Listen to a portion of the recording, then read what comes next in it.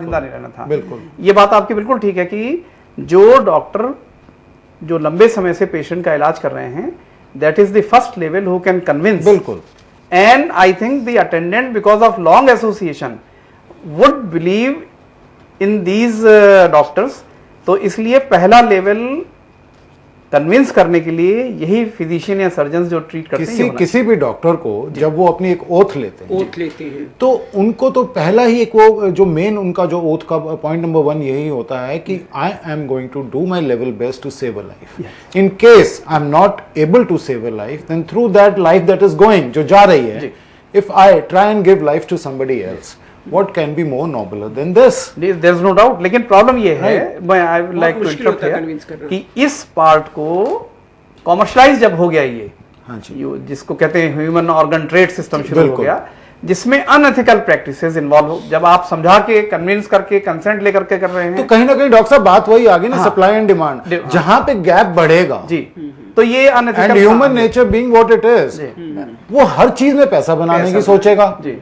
तो यहीं पे फिर ट्रेडिंग शुरू होगी। वही बात आ गई, जैसे आप उषा मैम जो सोशल ऑर्गेनाइजेशंस आपके काम कर रही हैं, और स्टूडेंट लेवल पे मैम जो आप एजुकेशन दे रहे हो बच्चों को, अगर उनको हम कहीं ना कहीं कन्विंस कर सकें, वो जल्दी तैयार होते हैं, क्योंकि उनको लगता है डॉक्टर नहीं, कोई इन्होंने ट्रेड नहीं करना, वो नहीं जल्दी, उनको लगता है डॉक्टर अपनी कमाई के लिए ऑर्गन मेरा निकाल के दूसरे से ज्यादा पैसे लेगा। समाज में ये मिसकंसेप्शंस पैदा हो गए हैं, दिमाग में कहीं ना कहीं घर कर गए हैं कि ये एक मतलब मेरा ऑर्गन तो बेच दिया जाएगा, जो मैक्सिमम तो मैं नहीं दूंगा।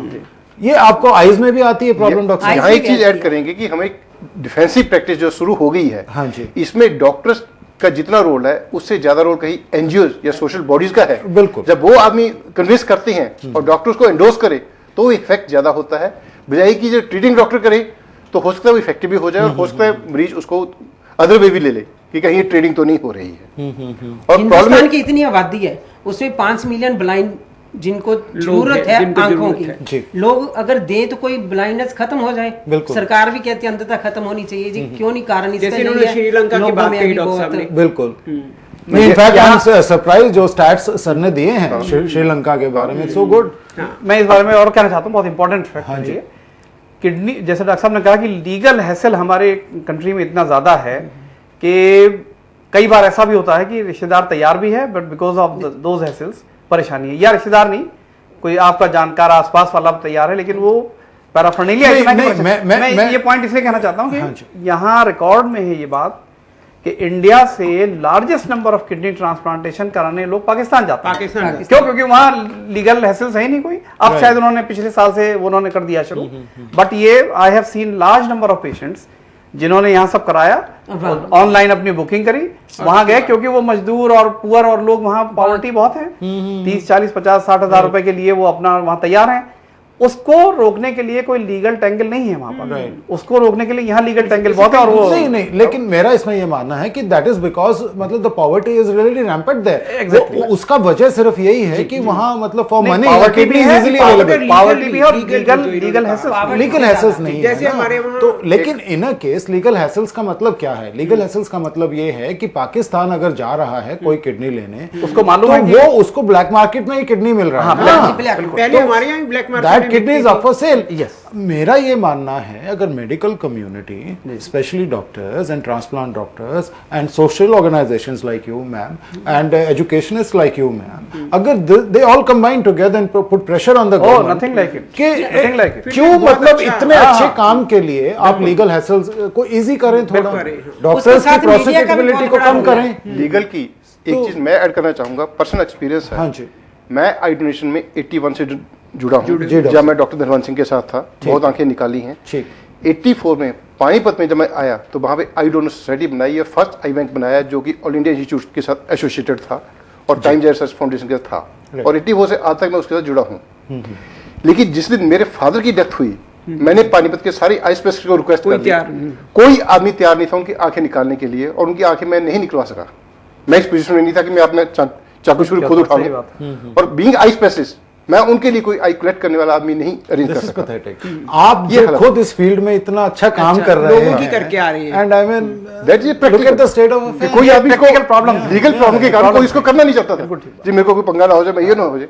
और दूसरा इंस्ट्रूमेंट्स मेरे पड़े हैं, किट मेरी पड़ी है, सब कुछ मेरे पास है, सब कुछ मैं कर रहा हूँ, तो टेक्निक मैं बता रहा हूँ, सिर्फ मैं कैंची नहीं उठाना चाहता, लेकिन कोई इसके लिए तैयार नहीं था।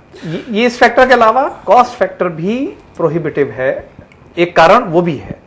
ट्रांसप्लांटेशन के वाइड सक्सेस इंडिया में पर्टिकुलरली सक्सेसफुल ना होने का एक कारण ये भी है। जैसे आज लीवर ट्रांसप्लांटेशन कराइए आप, गवर्नमेंट हॉस्पिटल्स में नहीं हो रहा, ऑल इंडिया इंस्टीट्यूट ने करने शुरू किए, फेलियर रेट बहुत हाई है, बहुत हाई।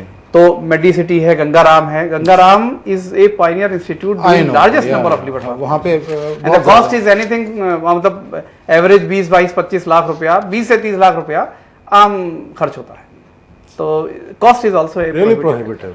लेकिन ज्यादा कॉस्ट की बात है, आईज में तो ये है कि it is totally free, organ is totally free, and the cost of surgery is like 5 to 10,000, which is usually free in the government and charitable hospitals. और जेस्टेशन पीरियड मतलब जिसको आपने ट्रांसप्लांट किया है जिसके अंदर आईज को, तो कितने टाइम बाद he can fully see, I mean the bandages come off, पट्टी उतार नेक्स्ट डे और third day next day he can see, next day only. हाँ, मैं बठिंडा में एक लेडी अवेयरनेस नहीं है, वही आपने कहा cost is not the problem in eyes. और उसकी जब 13वीं थी तो दोनों ही लोग आए हुए थे बठिंडा में, जब और फिर उसकी जब 13वीं हुई तो दोनों ही पेशेंट जिनको मिली थी आंखें वो आए, और उन्होंने इतनी शौकत थे, जब ये जिंदा थी हम नहीं देख सके, लेकिन मरने के बाद इस औरत की वजह से हम दोनों दुनिया देख रहे हैं, तो इतनी जल्दी वो देखने लग जाते हैं और नॉर्मल इंसान हो जाते हैं। तो इसलिए ये तो सिर्फ भ्रांतियां ही हैं और कुछ भी नहीं है। और जो बात है ग्राफ्ट रिजेक्शन की, आई में ग्राफ्ट रिजेक्शन नेग्लिजिबल है, क्योंकि इसमें कोई वास्कुलर टिश्यू नहीं है, कोई इम्यूनोग्राफ्ट नहीं। राइट।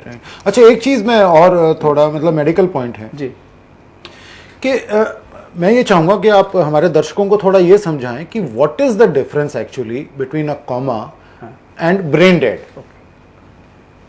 कोमा और ब्रेन डेड में डिफरेंस जानना बहुत जरूरी भी है, इसलिए कि कोमा का मतलब है कि वो व्यक्ति बेहोश पड़ा हुआ है, यानी उसका ब्रेन अभी काम कर रहा है, उसके वाइटल फंक्शंस काम कर रहे हैं, और जिस वजह से कोमा में गया है, अगर वो बेसिक कॉज जिस कारण से कोमा में गया है अगर उसका ट्रीटमेंट करें तो ये शायद धीरे धीरे रिकवर कर जाएगा। ब्रेन डेड का मतलब है कि हम टर्म इटसेल्फ इज एक्सप्लेनिंग कि the brain has become dead. जी, पेशेंट में सर्वाइव, वो अपना लेटा रहेगा, आप पाइप लगा करके खाना डाल देंगे, अंदर आते काम करती रहेंगी, हार्ट अपना काम कर रहा है, रेस्पिरेशन अपना चल रहा है उसका, लेकिन जो ब्रेन का सबसे इंपॉर्टेंट फंक्शन है दैट इज इंटेलिजेंस। इंटेलिजेंस के जितने फंक्शन हैं, यानी देख पाना, पहचान पाना, किसी बात को एनालाइज करना, किसी से डिस्कशन करना, ये सब नहीं कर सकता एक व्यक्ति जिसका ब्रेन डेड हो चुका है। जी। तो कहने का मतलब यह है कि ब्रेन डेड पर्सन में रिकवरी का कोई चांस नहीं है। कोमा में with passage of time recovery का चांस है। लेकिन फिर भी देखा जाता है कि कहीं ना कहीं प्रॉब्लम आती है रिलेटिव्स को कन्विंस करने के लिए बिल्कुल कि the patient has no chance of recovery at all, he is totally brain dead. उनको फिर भी ये रहता है कि कोई मिरेकल हो जाएगा, शायद कोमा में है, ठीक हो जाएंगे, वापस हो जाएंगे। बिल्कुल। तो ये भी एक कारण आपको लगता है कि वो ऑर्गन डोनेशन में ये मैं समझता हूँ बहुत बड़ा कारण है, और ये डिपेंड करता है, जैसे हम इतने सालों से देखते आ रहे हैं, इमोशनल बॉन्डिंग वैसे तो देखिए रिश्तेदारों में सभी में होती है, but the degree of emotional bonding between the person and the patient decides actually कि वो उसका रिश्तेदार कितना जल्दी आपकी इस एडवाइस को एक्सेप्ट कर ले कि भाई हाँ इसका मैं ऑर्गन देने को तैयार हूं। तो नंबर एक बात। दूसरी बात यह है कि आप जानते हैं कि उम्मीद के सारे दुनिया जिंदा है, तो ये बात सभी के लिए एप्लीकेबल है। और रिश्तेदार को ये लगता, अगर हम ट्रीटमेंट देते हैं, दूसरे दिन मरीज ने जरा सा होठ हिला दिया, कहते हैं साहब ये तो बोलने को तैयार है, छोटी छोटी चीजों से आदमी को लगता है भाई इंप्रूव कर जाएगा। इसलिए ऐसे पेशेंट को तुरंत हम नहीं तैयार कर पाते। अगर हमें कहना भी होता है, हमें भी महीनों लग जाते हैं। जब वो देख ही लेते हैं कि भाई महीनों गुजर गया, ये हो गया, अब कोई उम्मीद नहीं है, तब धीरे धीरे वो इस लाइन पर आना शुरू करते हैं। लेकिन उसके बाद कहीं ना कहीं सोशल टैबूज आके खड़े हो जाते हैं। सोशल टैबू खड़े हो जाते हैं, आसपास के गांव वाले बता देंगे, या कोई बता देंगे, या उनको पता, जैसी बातें अभी डिस्कस हुई। तो यहाँ पर एनजीओज और इनका बड़ा रोल है। हाँ जी। जो शायद पेशेंट हमारी बात को तुरंत न माने, लेकिन अगर उसी समय this matter is inform to an NGO और social workers, I am sure यहाँ पे एक चीज ऐड करना चाहूंगा। हाँ जी डॉक्टर, कि पहले डॉक्टर की बात रिलेटिव से ना माने, लेकिन वही बात अगर दूसरा या तीसरा डॉक्टर या दूसरा या तीसरा हॉस्पिटल अगर उसी बात को कहे या एंडोर्स करे या सेकंड या थर्ड ओपिनियन हो जाए तो चांसेस ज्यादा होते हैं। लेकिन प्रॉब्लम एक और है ना डॉक्टर साहब, मेरा जो मानना है, and correct me if I am wrong, कि जो आइडियल एक डोनर है जो मेडिकल साइंस के हिसाब से जिसका आप ऑर्गन हेल्दी मानते हैं, those are probably the cases जैसे लाइक एक्सीडेंटल, और इंडिया में मेरे ख्याल से एक्सीडेंटल डेथ वर्ल्ड में सबसे ज्यादा है, या फिर ब्रेन डेड केसेस, क्योंकि इन दोनों केसेस में people are normally not aged, I mean ये कि उनका ऑर्गन लेवल डिटीरियरेट हो गया है किसी तरह, people are probably young, organs are healthy, तो दीज आर आइडियल डोनर्स जिनको आप, लेकिन देखा यह जाता है जनरली ऐसे केसेस गवर्नमेंट हॉस्पिटल्स में आते हैं, लेकिन the state of affairs is very poor there and pathetic, तो it's a total loss. It's a very important point you have raised actually, कि जहां से हम हार्वेस्ट कर सकते हैं ऑर्गन, हाँ, वहां फैसिलिटी नहीं है, वहां nobody gives a damn, yes no gets, और अक्सर पोस्टमार्टम में 12-14 घंटे लगे थे, रात को करते ही शाम को 6 बजे बॉडी रख दी, और उसके बाद वो ऑर्गन काम के नहीं, अगर पोस्टमार्टम के बाद वो कहेंगे भी ले लीजिए, रिलेटिव को आप मना भी लेंगे तो ऑर्गन्स का कोई यूज ही नहीं। तो कहीं ना कहीं अगर कोई भी इंसान सोचता है कि मैं अपने ऑर्गन्स डोनेट नहीं करूंगा क्योंकि वो मेरे काम ही नहीं आने, चाहे वो चोरी कर लिए जाएं ब्लैक मार्केट में बेचने के लिए, चाहे वो पोस्टमार्टम टेबल पे ही खराब हो जाए, इसके लिए मेंटली पहले प्रिपेयर कर, माइंडसेट मतलब लोगों का, जिसको कहेंगे। मेरा सिर्फ कहना के मतलब ये है, अगर मैं भी चाहूं, मैं अपना कोई ऑर्गन डोनेट करना चाहूंगा कोई ऑर्गन, तो मैं ये चाहूंगा कि मतलब the guy who gets my organ gets the maximum bang for the buck, I mean मेरा ऑर्गन वहां टाइम से जाए, उसके यहाँ लगे, उसको लाइफ उसको फायदा हो। हाँ, ऐसा नहीं कि ना इधर ना उधर, हाँ, और वेस्ट हो जाएगा। हाँ, ये तो बिल्कुल फलों की तरह ना, भी चीज सड़ जाएगी उसके बाद तो कोई काम ही नहीं आएगा। बेस्ट ये है कि टाइम पे वो चीज, प्राइवेट हॉस्पिटल्स में वो जाते नहीं है क्योंकि पुअर हैं, या फिर वहां पे खर्चा इतना ज्यादा, जो डॉक्टर साहब ने अभी बताया। एक मैसेज हमने देखा था, हाँ जी, कि एक शव के साथ 2 जिंदा आंखों को क्यों जला रहे हो, 2 अंधों की रोशनी क्यों जला रहे हो।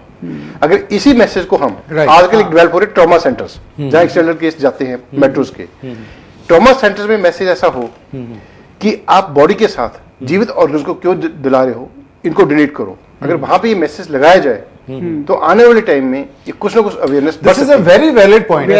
इन fact as far as I know there is a law in USA regarding this, मतलब फोर्स नहीं किया जाता है परिजनों को, लेकिन उनको एजुकेट किया जाता है, रिक्वेस्ट किया जाता है, समझाया जाता है। There is a value attached to the lives there. तो मेरा सिर्फ कहने का मतलब है कि जो हमारे यहाँ के गवर्नमेंट हॉस्पिटल्स हैं, आपकी सोशल ऑर्गेनाइजेशंस हैं, तो आप लोग अगर अपनी टीम्स को वहाँ डिप्लॉय करें, जाती है हमारी हॉस्पिटल में टीम्स भी जाती हैं बहुत। मैं ये क्योंकि डॉक्टर साहब ने बहुत अच्छा पॉइंट रेज किया है, इस पर मैं आप मतलब इस प्रोग्राम के थ्रू ये मैसेज कन्वे करना चाहता हूँ, प्लीज डू, कि जैसे ये ट्रॉमा सेंटर्स अब बनने शुरू हो गए हैं। हाँ जी, आज से 10-15 साल पहले नहीं थे, अब धीरे धीरे बनने शुरू हो गए। यानी ये जो अभी आपने मुद्दा उठाया कि भाई एक्सीडेंटल डेथ यानी ऑर्गन हार्वेस्टिंग का जो मैक्सिमम रिसोर्स है वहां पर फैसिलिटी नहीं है, ठीक है,